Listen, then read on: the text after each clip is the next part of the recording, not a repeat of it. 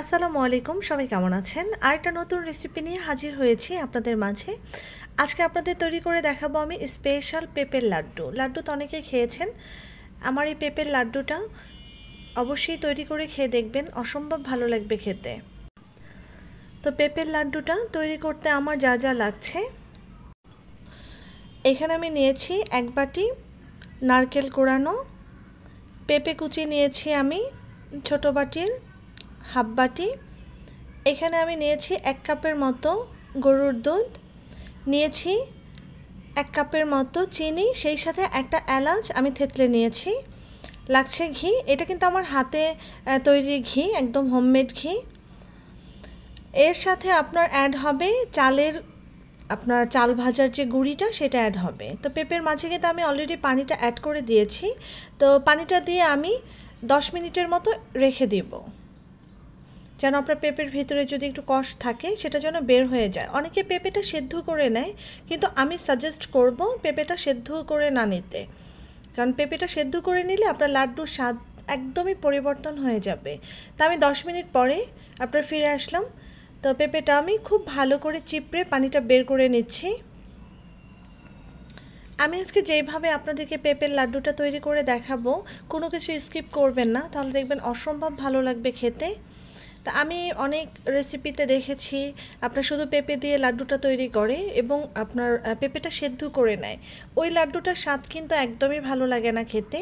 কিন্তু আজকে আমি আপনাদেরকে একদম ভিন্ন স্টাইলে পেঁপের লাড্ডু তৈরি করে দেখাবো। তো পেঁপেটা থেকে আমার পানিটা ঝরানো হয়ে গেছে। তো এই পর্যায়ে আমি চুলায় একটা ফ্রাই প্যান বসিয়ে নেব। তো ফ্রাই প্যানটা আমি গরম করে নিয়েছি খুব ভালো করে। তো এর মাঝে আমি দিয়ে দিব আপনার হাফ টেবিল চামচ আপনার ঘি। আর আমি প্রথমেই বলেছি ঘিটা হচ্ছে হোমমেড। তো ঘিটা আমি পুরো ফ্রাই প্যানে ছড়িয়ে নিচ্ছি। বাজার থেকে আপনারা যেসব ঘি কিনে নেবেন, ওইটার মাঝে কিন্তু হাজার যদি বলেও যে ওটা একদম ফ্রেশ ভালো, ওটার মধ্যে ডুপ্লিকেট থাকবেই। যদি সম্ভব হয় তাহলে অবশ্যই হাতে তৈরি করে নেবেন। হাতে ওঠানোর ঘিয়ের যে একটা ফ্লেভার, একটা স্বাদ, সেটা কখনোই কিনা ঘিতে আপনি পাবেন না।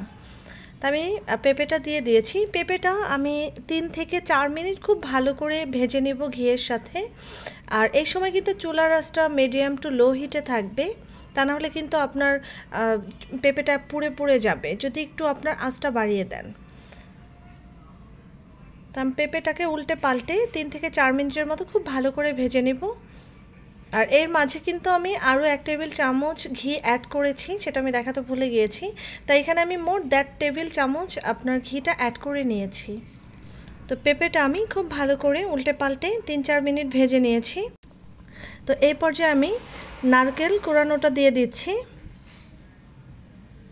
পেঁপের লাড্ডুতে কিন্তু আমি কাউকে নারকেল কোড়ানোটা দিতে দেখিনি, বা আপনার চাল যে ভেজে চালের গুঁড়াটা দেয় সেটাও দিতে দেখিনি। তো এই জন্য বলছি যে আমার পেঁপের লাড্ডুটা স্পেশাল এবং খেতে কিন্তু ভীষণ মজার। তো চিনি দিয়ে দিচ্ছি আমি 1 কাপের মতো হবে, বড় কাপের 1 কাপের মতো চিনি দিয়েছি। তো এলাচটা কিন্তু আমি থেতলে নিয়েছিলাম, তো এলাচটা আমি দিয়ে দিচ্ছি।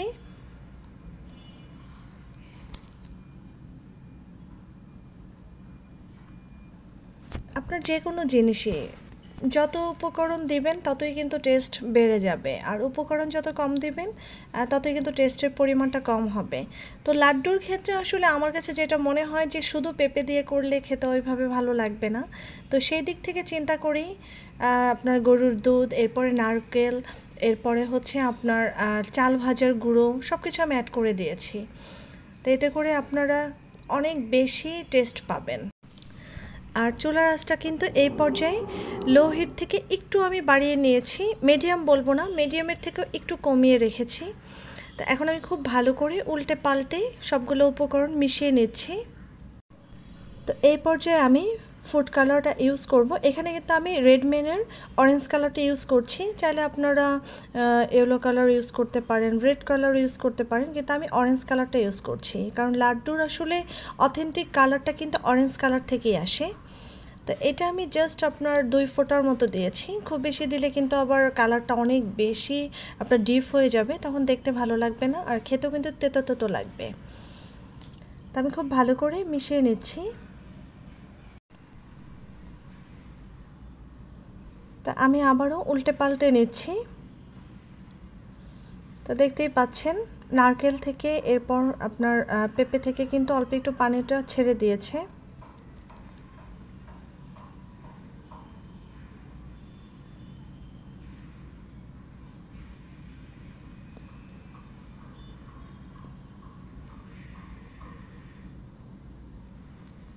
তো পানিটা কিন্তু অনেকটা আপনার সোক করে নিয়েছে, আর এটা কিন্তু খুব বেশি আপনার নেড়েচেড়ে নেওয়ার প্রয়োজন নেই, একটু থেমে থেমে নেড়েচেড়ে নিলেই আপনার ভালো হয়।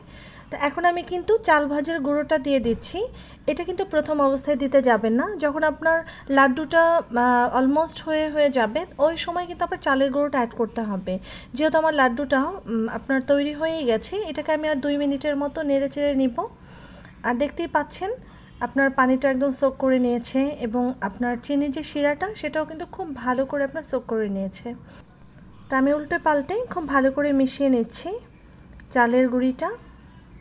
আর এটা কিন্তু আপনার আমরা যে নর্মাল ভাতের চাল খাই সেই চালটাও কিন্তু আপনার ভেজে এরপরে হচ্ছে আপনার ব্লেন্ড করে নিতে পারেন বা শিলপাটায় বেটে নিতে পারেন। এটা দিলে কিন্তু আপনার লাড্ডুর স্বাদ অনেক গুণ বেড়ে যায়। তো ফাইনালি আমার লাড্ডুর ডোটা তৈরি হয়ে গেছে। আমি এরপরেও একটু হাতে নিয়ে দেখছি যে আপনার সুন্দর যে লাড্ডুর যে দলা পাকাটা হয় কি না। সেটা যদি হয়ে যায় তাহলে পারফেক্টভাবে আপনার লাড্ডুর ডোটা তৈরি হয়ে গেছে। তা আমি একটু হাতে ঘিটা মাখিয়ে নিচ্ছি। তো মাখিয়ে নিয়ে আমি জাস্ট একটু দেখছি যে দলাটা পেকে যাচ্ছে কি না। যখন দেখবেন যে আপনার ডোটা একদম সুন্দর দলা পেকে যাচ্ছে, তখন বুঝবেন যে আপনার ডোর এটা একদম পারফেক্ট হয়ে গেছে। হ্যাঁ, আমার ডোটা পারফেক্ট হয়ে গেছে। তো এই পর্যায়ে আমি নামিয়ে নিচ্ছি। তো আমি হাতে কিন্তু ঘিটা আবারও মাখিয়ে নিলাম। আর আপনারা চাইলে এখানে ঘির পরিবর্তে ডালটা ইউজ করতে পারেন বা আপনার নর্মাল পানি ইউজ করতে পারেন, এতে করে আপনার ডোটা হাতে লেগে যাবে না। তা আমি এক এক করে সবগুলা লাড্ডু তৈরি করে নিব এইভাবে। তো প্রথমটা আমার তৈরি হয়ে গেছে।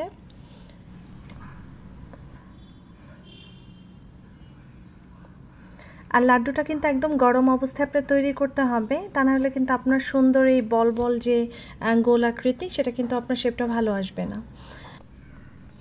তো ফাইনালি আমার সবগুলা পেঁপের লাড্ডু কমপ্লিট। তো এখন আমি একটু সৌন্দর্যর জন্য উপর দিয়ে আপনার সুগার পেপারটা দিয়ে দিচ্ছি।